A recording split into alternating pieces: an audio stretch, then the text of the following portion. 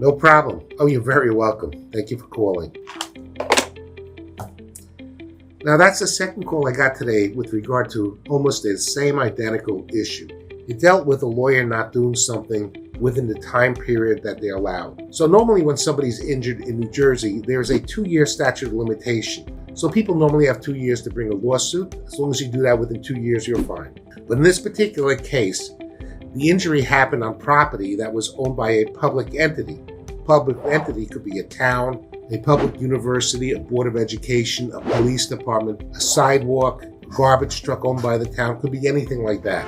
When that happens, the statute of limitations basically is 90 days to fill out a form called a tort claims form, which must be served on that entity at a special address on a special form under special circumstances, and that must be done within 90 days from the date of the injury. After that, it's very difficult, if not impossible, to get that extended.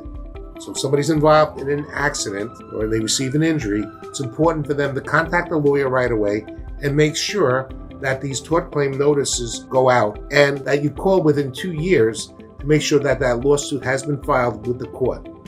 I received another phone call this morning, and that involves somebody whose lawyer did not file that within 2 years. So I tried to give these people as much legal advice as possible.